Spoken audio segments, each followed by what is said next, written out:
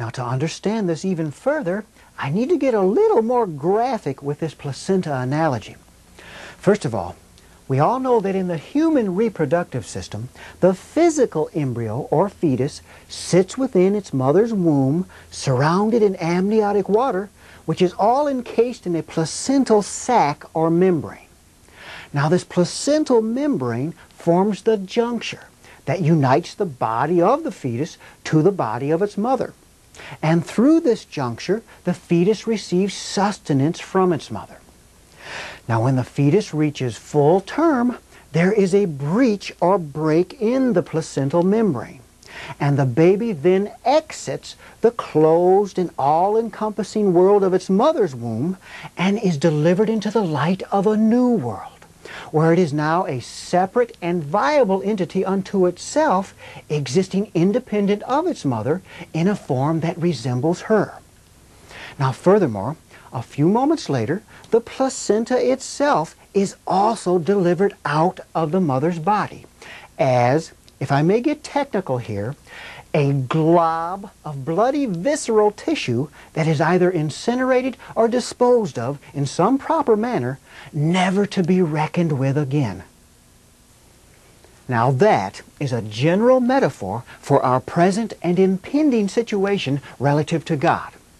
For you see, just as our physical embryo was united to our mother's physical body through that placental juncture for 9 months in her womb, so our spirit embryo is united to God's spirit body through this placental juncture for 70 or so years within His womb.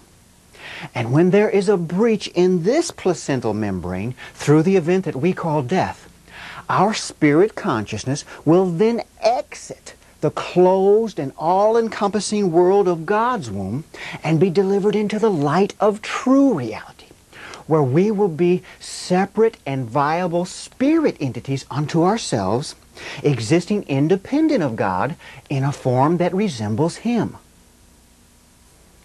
Now, the only place where this placenta metaphor breaks down is the point where after the spirit is born out of God and into true reality, this placenta does not follow it out a few moments later.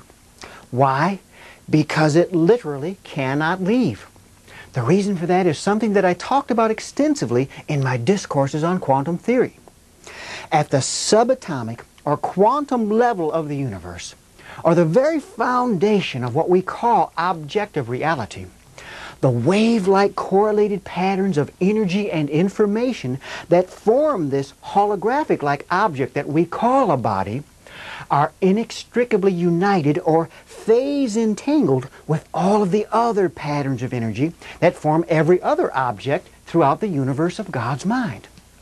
And because of this seamless phase entanglement at the quantum level, nothing that we call matter, and this applies only to matter now, not spirit, nothing that we call matter can ever leave the closed dimension of God's consciousness. And for an easy way to visualize this, all you have to do is remember our lessons concerning the laser hologram, and then realize that trying to separate these bodies from the informational matrix of God's consciousness and from the other objects within His universe would be like trying to separate this key here from the hologram, leaving the die and paperclip behind. Now, if you will just think back to what we learned regarding the seamless interpenetration of the information that underpins the three objects in the photographic plate, and that no matter how far you break the plate down, the three objects keep appearing in the broken pieces, and furthermore, how this phenomenon was a metaphor for the foundation of our minds and the mind of God, then you will realize what an impossible feat it would be for the body or any other material object to disentangle itself from the subatomic realm and then exit the universe. It is forever held within the bounds of God's own personal subjective reality. And once again, this applies only to matter, not spirit. Our spirits can and will exit the universe.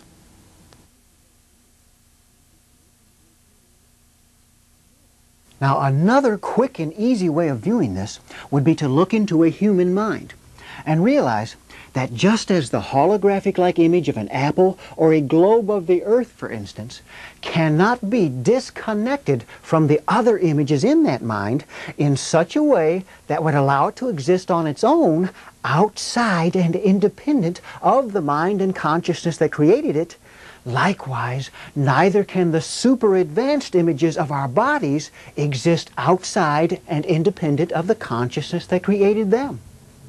They literally have no existence or reality independent of God's mind. And that is why the placenta is not delivered into true reality along with the newborn spirit to complete the metaphor. It stays here in God's universe and carries on in conjunction with the order that God has established within His own subjective realm. In other words, we take it and put it in a tomb or a mausoleum or something, and then visit it periodically with flowers and incense. Now, the point to which I have been leading in this incredibly strange metaphor was emphasized in episode 4 when I snuck in a quick video shot of a cemetery and called it a fancy placental repository. Well, ultimately, that's the truth. All cemeteries on earth are just that, fancy placental repositories, or, if you will, gardens of afterbirth.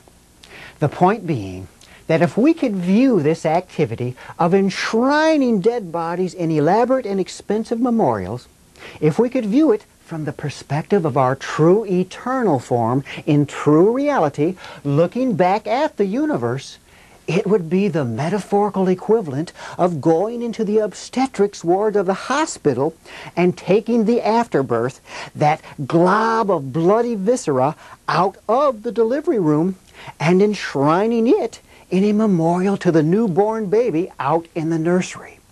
And that would be weird.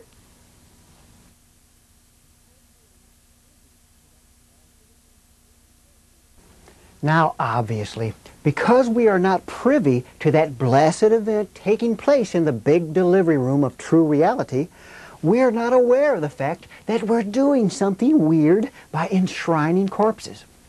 And furthermore, I am not suggesting that we need to make radical changes in our memorial system either. I am merely attempting to point out some interesting, high-level irony as seen from the perspective of true reality, the ultimate of which would be the Egyptian pyramids.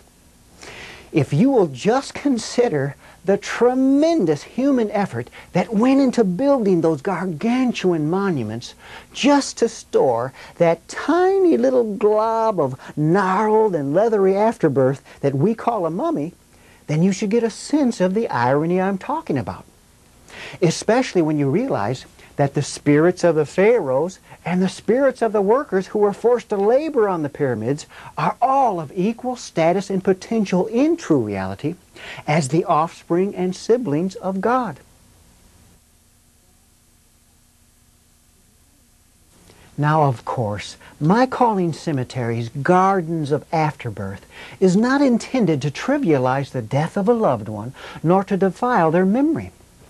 It is meant to herald the incomprehensible glory of their birth into their true eternal form, and to demonstrate by analogy, which is the ultimate point of this placenta metaphor, to demonstrate by analogy the tremendous leap in significance of the next dimension as compared to this one.